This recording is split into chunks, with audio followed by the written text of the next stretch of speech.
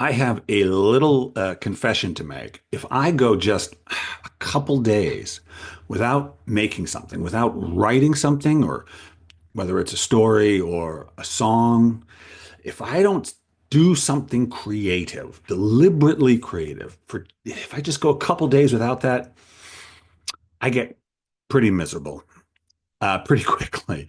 I get kind of like existentially unhappy. What's the point of it all? What am I doing with my life?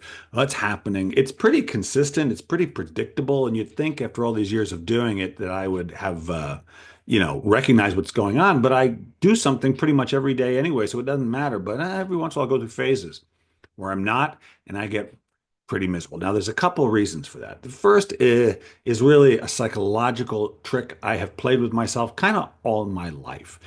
And it goes like this, that you kind of have to earn your rest.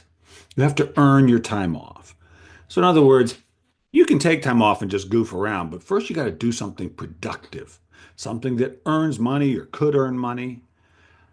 I know it's BS, but I've played by that game in some way all my life. I remember when I used to work in restaurants. Uh, if I went in for an evening shift, where I'd usually be home by 10:30 or 11, but for some reason I'd go in and they'd say, Bill, I'd take a table, maybe two, and they'd say, you know what, it's really slow. You can just go home. And I'd be home by 8. Great. I can sit on the couch, watch TV. It doesn't matter. I tried to make money. I went in.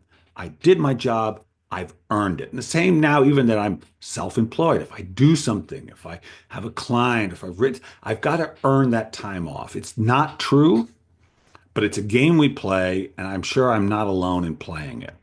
And so that's one reason why I get kind of miserable, because I have set up these rules for myself that I'm still uh, unconscious enough of that I can fall into the trap. So that's one reason. But the other reason is deeper, I think, which is that writing a story or writing a song, or playing music, but really creating something on purpose, working with a blank canvas of some kind and then creating onto it, connects me to the thing I want connection to all the time. It connects me to the source of my imagination, of my inspiration, of my guidance. It's really myself, my truest self who has no rules about what I'm supposed to do in order to relax, my truest self who just wants to go, who just wants to make things, who just wants to enjoy himself. It's like the difference between an adult and a child. The adult says, well, we can have fun once I've worked, once I've done all this work, where the child just wants to play, play, play. Well, my truest self just wants to create stuff, just wants to enjoy himself. And writing connects me to that. And when I feel connected to my truest self, to my actual self, yes, I come away knowing why I'm here, feeling connected, feeling glad to be alive. And life doesn't seem meaningless. And I'm not grumpy because I have focused in the way I want to focus. And so I think it's important to learn if you're a creative person, because you probably go through this too on some level. And it's very easy to say, well, I got to just keep creating stuff or I'll be miserable. And it's not a bad idea to do it as much as you can since you like doing it and it brings you pleasure. Why not do it? But we don't want to fall into the trap of thinking we have to do that thing in order to feel connected to our truest self. And so sometimes if I'm conscious enough and I feel that restlessness and that dissatisfaction simply because of how I've been focusing, looking always outside of myself. That's usually what I end up doing. I look outside of myself for that same sense of satisfaction. It's just not out there. The nice thing about writing is I can't look outside of myself. I have to go inside of myself to find the story, to find the song, to find the thing I want to create. And then I bring it forward. So it's useful if I don't have anything to work on at that moment, something that I want to focus on, to just, and I'll do this sometimes, just, make myself a cup of tea or whatever and sit down and just focus.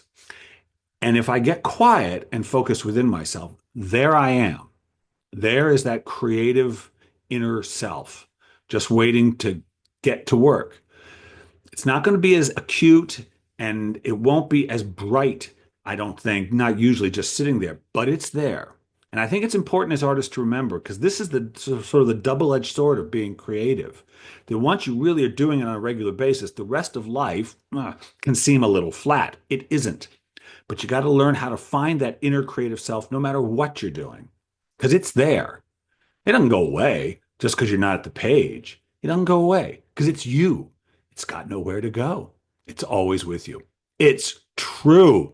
Just like I'm always with you every week. Yes, I am. So if you don't want to miss a dose, subscribe. You know how to do it. You know how to do it. You've been on the internet. And if you like it, you know what to do too. You hit like. That's what you do. So until next week, this is Bill Kenower.